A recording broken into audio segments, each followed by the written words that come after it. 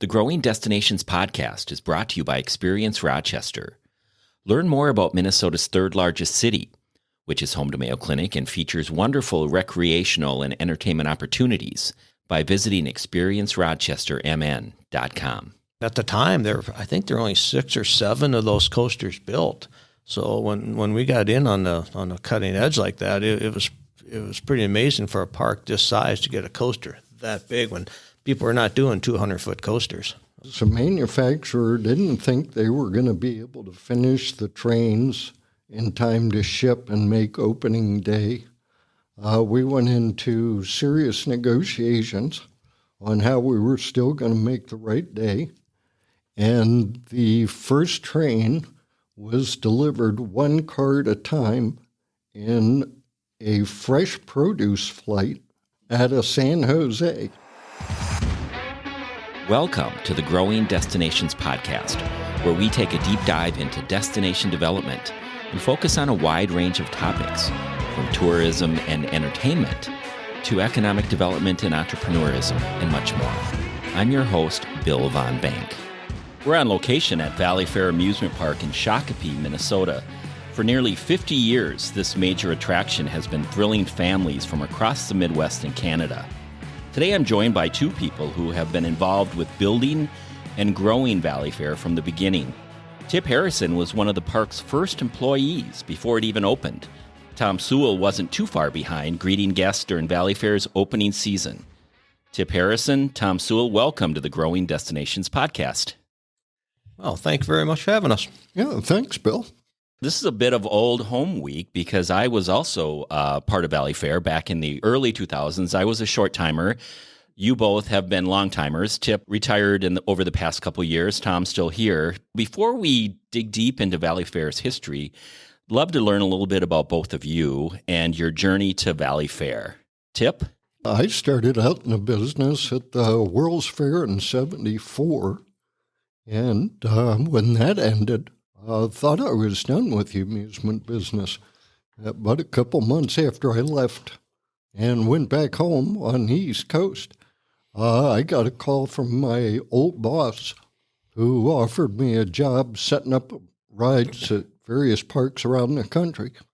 So I took that for a while and ended up in Canada working for him at a little place called Wasaga Beach up on the Georgian Bay in Ontario. And he was the one who got the original job offer for Valleyfair.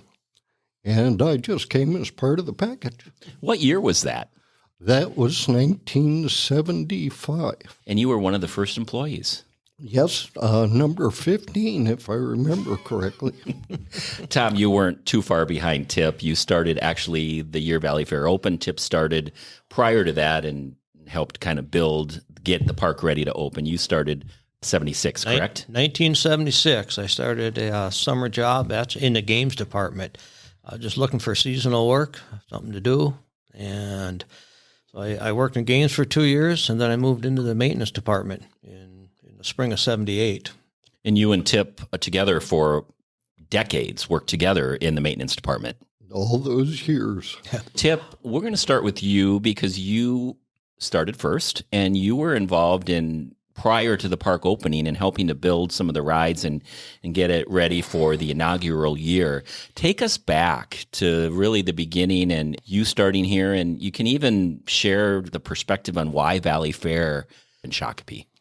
Let's see, I guess the actual start of the park, and of course some of this is shared hearsay because I knew all the original people that developed it. The reason for Shakopee was because of a real estate man that worked for IDS at the time. And his assignment was the industrial park property down here in Shakopee across the street as well. And he came up with the crazy idea of what to do with this property, which didn't have a good industrial use because it was in the floodplain. So he contacted Fred Pierce, who was the owner of Excelsior Park. They were winding down in those years and about to close. and asked him to put up the original money for a feasibility study for an amusement park here. And then, after working on it for a little while, he decided to leave IDS and turn the file over to Dave Sherman and Walt Whitmer, the two people that did actually follow through and do the development of the amusement park. So it wasn't anything magic about the property other than it couldn't really be useful for anything else.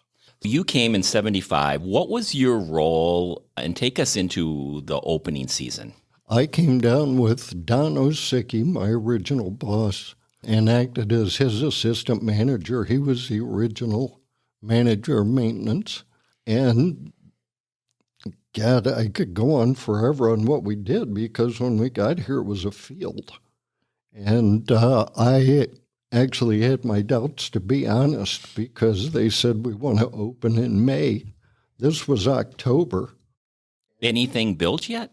The only thing standing was the shell of the warehouse.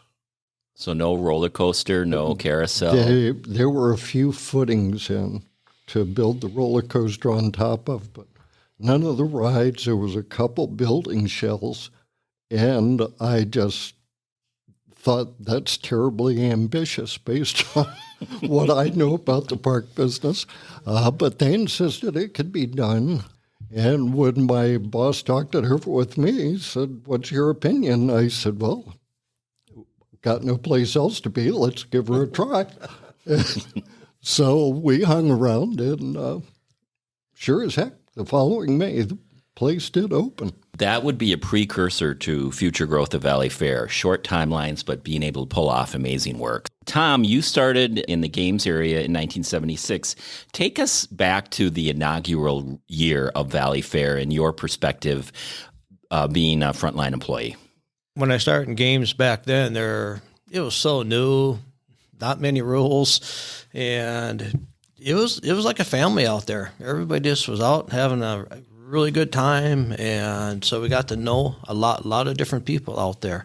We just, like I said, we just had a lot of fun there. And back then, it was not a mature site in terms of trees and shrubs. It was pretty barren. There was very little for trees out here. I remember when Antiques used to be at the front of the park, and there were no trees out there. And now it's just covered with trees and stuff. So there's a big difference. It was pretty barren, as Tip said. It was very barren then for several years. Opened with 20 rides and attractions. Tip, aside from a short time frame, what were some of the biggest challenges you faced getting ready to open? First exposure to a Minnesota winter was pretty challenging, because even with a tight schedule, you were still canceled out for a good month during the worst of the weather. We were a small startup company then, so budgets were extremely tight. So it's easy to accelerate things if you have unlimited finances, but that wasn't the case. Everything had to be done the hard way. As far as other challenges, those were probably the worst. We had good people to work with. We had great contractors. So as long as the weather let us and the budget allowed it, we pulled it off. Tom, some myth busting here. Tip had mentioned Excelsior Amusement Park was winding down before Valleyfair opened. There's always these myths out there, or these people who think the High Roller, which was the original roller coaster that opened in 1976 here at Valleyfair, everybody thought it came from Excelsior Amusement Park. Once and for all, did it or didn't it?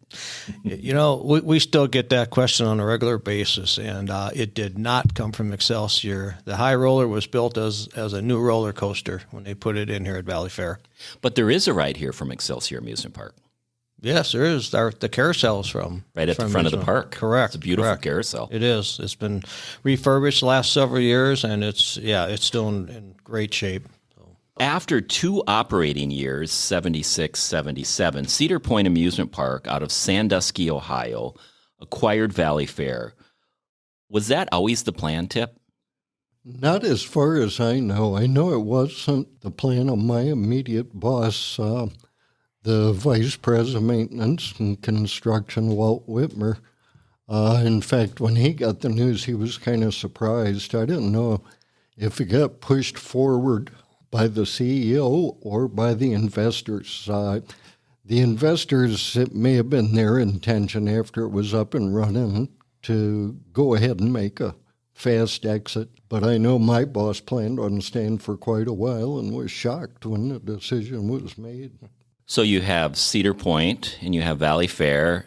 You have the Cedar from Cedar Point and the Fair from Valleyfair created Cedar Fair Limited, which then became the corporation, which would not only have 2 amusement parks, but eventually expand to many regional parks, Tom, correct? That is correct. Right.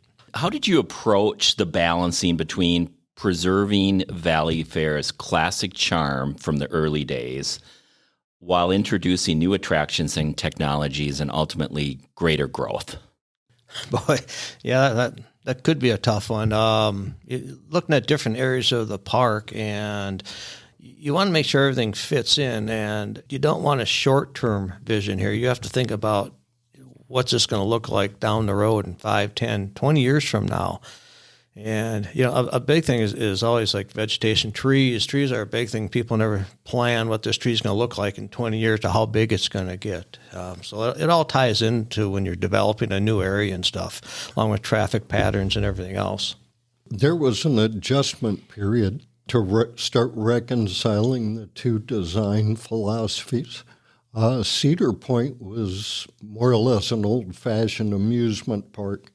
Valleyfair, and the original theme of the park, was modeled after the old trolley parks, which were the original amusement parks in America. People would go out to the end of a trolley line, buy up property, put up a park. In the beginning, that's what Excelsior was. So that's why they carried the theme over here and tried to make it as much turn of the century as they could. So the shift has been gradual over all these years because, of course, the new home office was more standard amusement park. They didn't try and change it all once. It just gradually evolved over the years to be like it is now, a little less of the old, a little more of the new. And as you think about new and you fast forward to 1996, I remember that so well. I certainly didn't work here at that time, but everybody knew Valleyfair back then because of a new roller coaster, a hyper coaster called Wild Thing that really changed the trajectory of Valleyfair. Walk us through the building of the coaster and its opening year. Tip? That was probably the park's most challenging year, I'd say, for our department, Tom, is originally the project was slated to go out at another park, Dorney Park. Out on the East Coast. Right, in Pennsylvania. And they had ample time to do planning, design, and they couldn't get through their permit process in a timely fashion with the local city. Once the contract was signed for the coaster, it couldn't be canceled or postponed without penalties. So they said at the last minute, we'll just shift gears and put it at Valleyfair. Because Dorney Park was a sister park. Right. And once they did that, normally you want 1 to 2 years to work on a project of that magnitude, all the way from the design phase, the engineering phase locally, and then the construction phase, of course, keeping in mind we have a real short construction season here. And it was given to us, I believe, in October, or no, it was August of the year before it was to open. So we had about 9 months to do a 2-year project. And everybody pulled it together. Tom, talk us through that. You're shaking your head. It was crazy. It was such a compressed time frame that it was the most challenging project I've ever been involved in. But like Dip said, everybody has to pull together to make this thing work, and it did. It was behind. People don't know or realize, I think, that all the structure was built down in Wisconsin by Manstead Steel and stuff and shipped up here because a lot of that didn't make sense to build in California and then ship it all the way out here and stuff. But we did all the painting on site, and so we had to build temporary paint booths. And, the winter up here is obviously very, very difficult and stuff. But we had some excellent contractors, and the organization here to keep it rolling and keep it on schedule was extremely challenging. But it was also very rewarding when you saw that train going around the track for the first time. Almost like a design build project. All of it was happening simultaneously.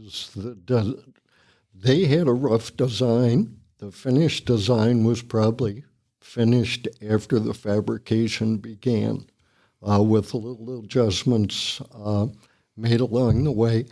To give you an idea of how tight the schedule was, is the manufacturer didn't think they were going to be able to finish the trains in time to ship and make opening day.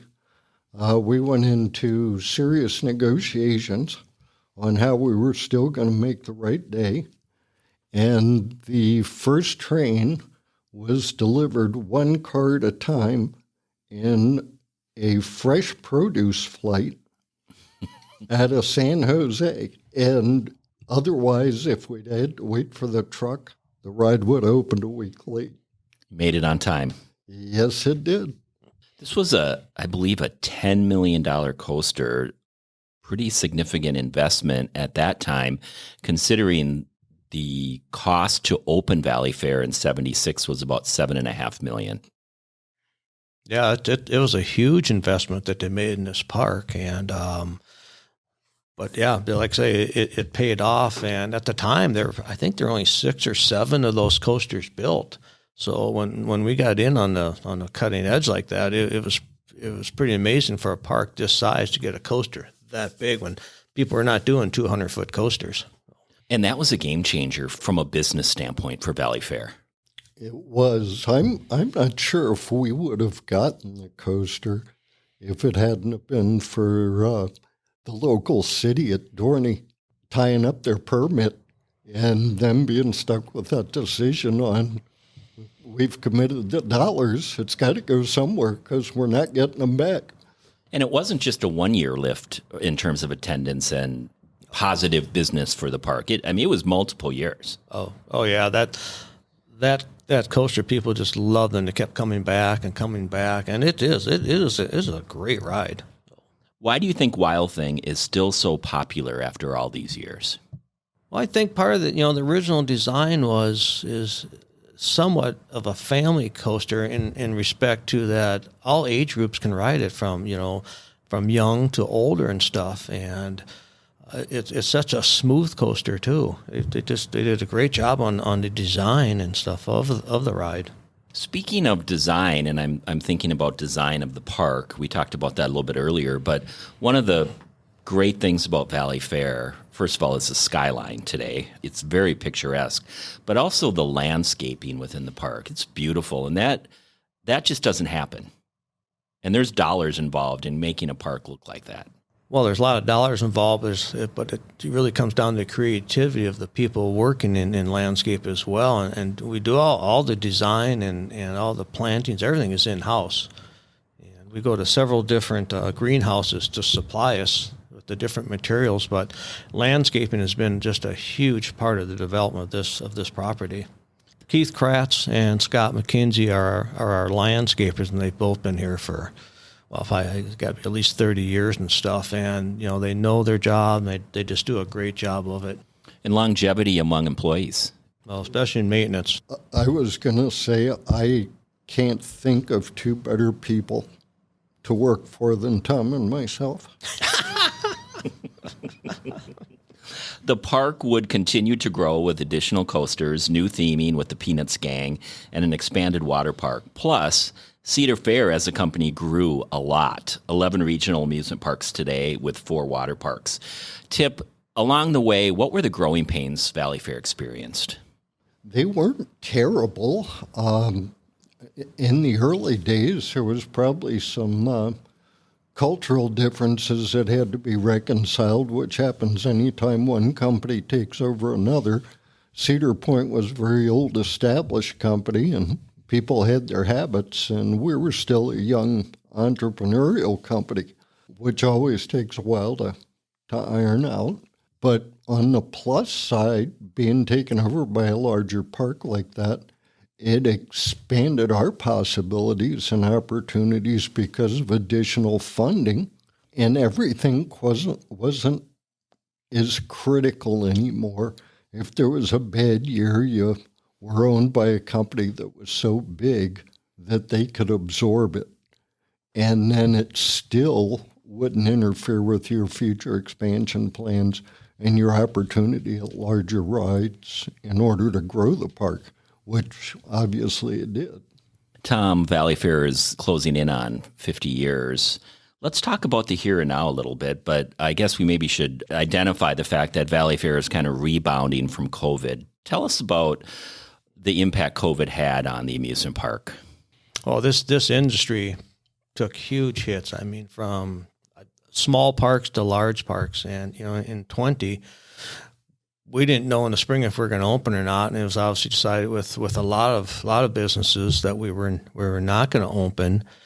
And so, but I just can't say enough about Cedar Fair, keeping all the employees working all summer when you don't have any business coming in. From a maintenance perspective, we had a lot of projects going on in the spring. We had a lot of buildings we were building, and so even though we had shut down, we had to keep working to get these buildings finished or at least sealed up. And then throughout the summer when we were working, it gave us the opportunity to do some long-term maintenance projects that helped us get caught up in a number of different areas. Looking ahead, what do you envision for the future of Valleyfair, and how do you hope to see the park continue to evolve and thrive?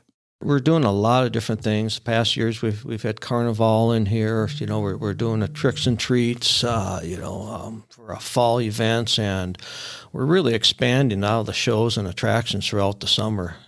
And now I think we're also looking at the future growth and reevaluating a lot of what used to be the status quo, and things have changed a lot in this industry. So you have to look at it differently.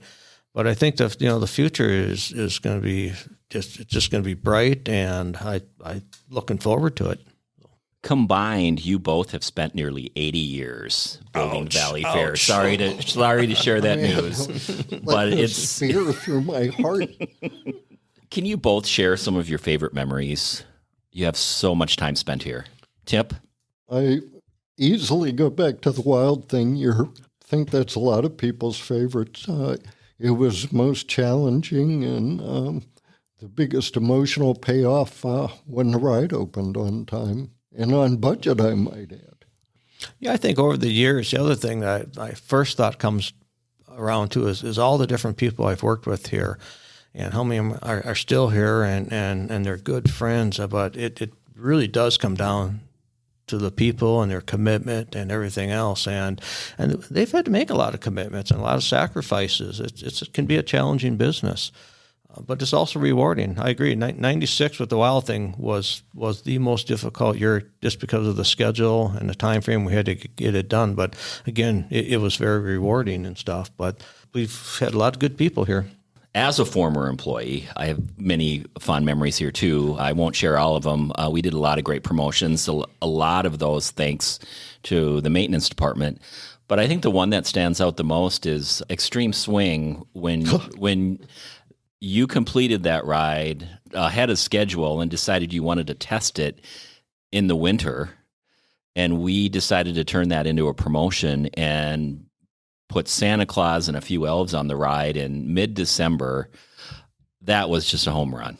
And that made national news, and it was just the coolest thing because Valleyfair is obviously known for being a summer attraction, not a winter attraction. And opening that ride and turning it on in December was pretty cool. Well, that's not a decision the maintenance department would have made. Well, you honored it. Well, you got to show off a little once in a while. Well, it did help sell some additional season passes for the holidays. This has been a fascinating conversation, learning the history of Valleyfair, the challenges, but also the opportunities and the great successes that you both have had. And I might add, Valleyfair is a big amusement park for this area and also an economic driver for Minnesota. So I want to thank Tip Harrison and I want to thank Tom Suel for being our guests on the Growing Destinations podcast.